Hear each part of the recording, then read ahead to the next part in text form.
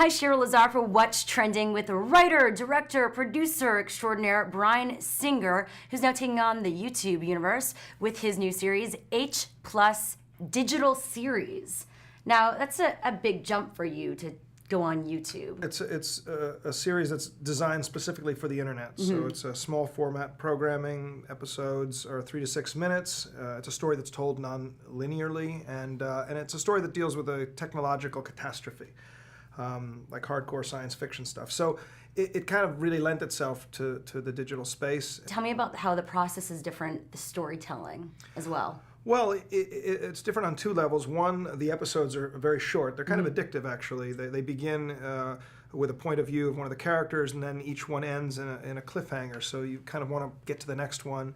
And then there's an interactive quality to it. The audience has the option of rearranging the episodes in a more linear fashion or favoring a certain character or a certain location. So they get to kind of not tell their story, but retell our story in a different way. Where do you see the future of YouTube as a platform?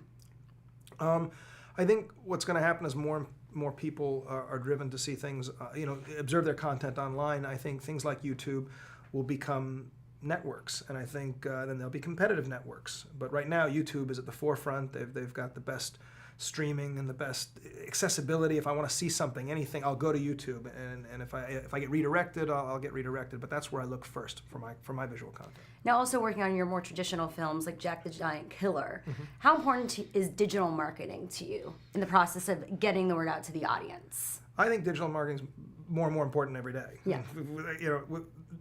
Less people are not going on the internet, more people are. So more and more you want to see your advertising done on the internet. So it's as important as television. And does it affect the way you're approaching the stories? Usually I don't. With movies I don't. With movies I just try to tell a good story and make it fun. And with movies I always want to make it fun for the theatrical experience. More and more people may leave television and watch things on the web, but I always hope that people will still want the cheap date, although it's not so cheap these days. But a chance to get out of the house and actually hold hands and watch a movie in a dark theater. I think that's something I hope never goes away. But when it comes to something like this, like H+, definitely thinking about the way it's presented in relation to the way people are consuming things online, the way they want to be interactive online, the way they don't have very long attention spans online.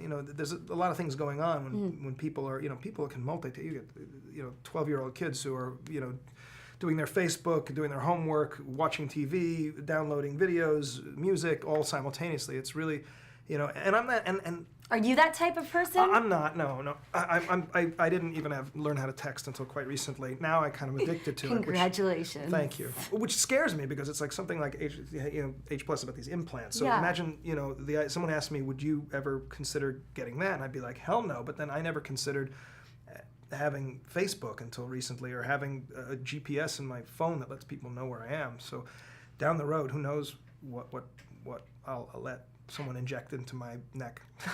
If The Usual Suspects came out now, when there's Twitter and all this stuff, would that have ruined the ending? It may have ruined the ending for some, but the movie probably would have made $500 million.